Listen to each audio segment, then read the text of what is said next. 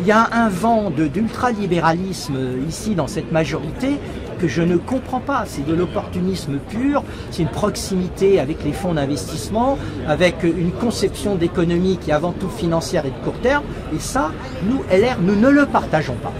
Deuxième aspect dont on n'a jamais pu discuter, ils font le blackout dessus.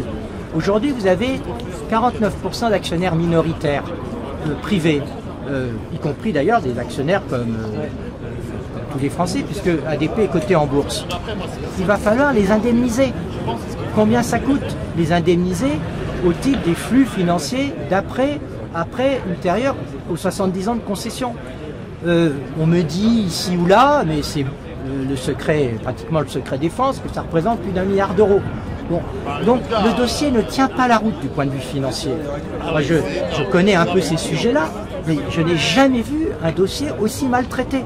Donc tout ça doit être mis bout à bout, discuté. Et ce que j'espère, c'est que les médias accepteront d'aller au fond du dossier, ce qu'on n'a pas pu faire jusqu'à présent, notamment sur l'aménagement du territoire.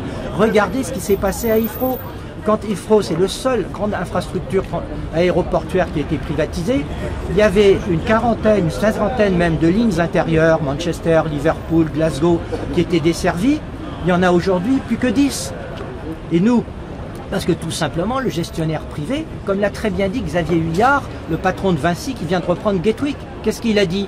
Les créneaux horaires étant limités, je vais remplacer tous les vols intérieurs par des vols internationaux de gros porteurs, avec le plus de clients possible, et je vais doubler les surfaces commerciales. Nous voulons que l'avion puisse continuer à desservir Rodez, Pau ou Toulouse, qui ne sont pas desservis par le TGV.